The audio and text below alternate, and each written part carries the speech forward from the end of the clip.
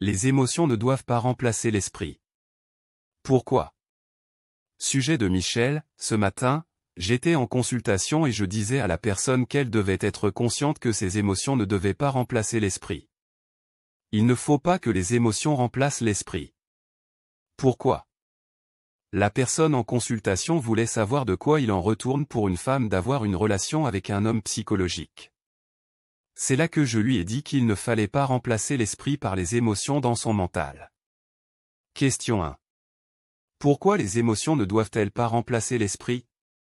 Les émotions, c'est ce qui alimente et réchauffe la personnalité de l'ego. Il faut savoir que lorsque l'ego revêt une personnalité, il se distancie de son esprit.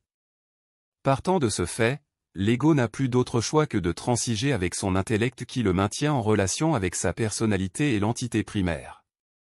L'ego possède des corps subtils et lorsqu'il revêt une personnalité, sans en prendre conscience, il réchauffe ces corps subtils qui par la suite lui retournent cette lumière chaude qui ne fait qu'accentuer la croyance de l'ego en sa propre forme.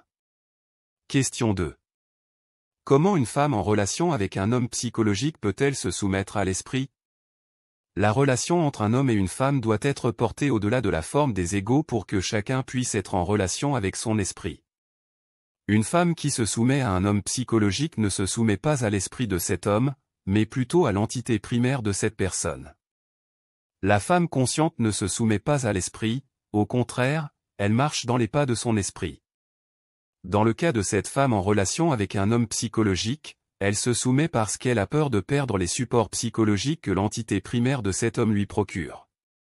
Toutes les personnes vivant sous le règne de l'intellect ont peur de perdre, c'est la raison pour laquelle elles vivent de la soumission. Question 3. Quelle est cette ascendance qui vient magnétiser une personne en quête de son esprit? C'est le contrôle exercé par la personnalité spirituelle de l'ego. Certaines personnes pensent que l'esprit est inatteignable. Dans un sens, elles n'ont pas tort, car tant et aussi longtemps que l'ego sera immergé dans des personnalités, il lui sera impossible d'entrer en contact avec son esprit.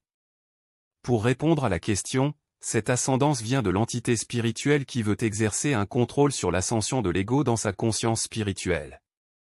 Autrement dit, l'entité spirituelle mène l'ego en bateau sur l'océan de sa conscience spirituelle. Question 4. L'objet du désir est-il en train d'être valorisé pour devenir une forme de croyance?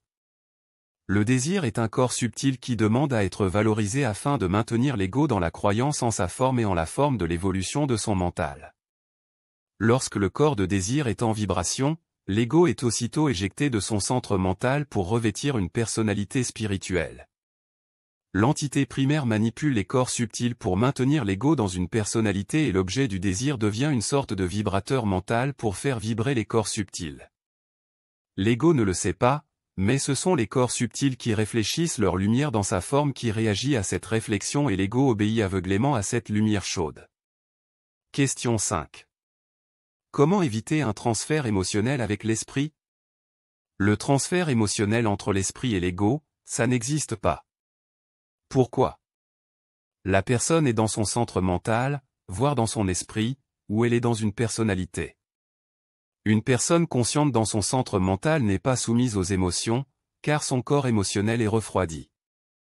À l'inverse, si l'ego est dans une personnalité, il est alimenté par son corps émotionnel qui lui réfléchit sa lumière chaude.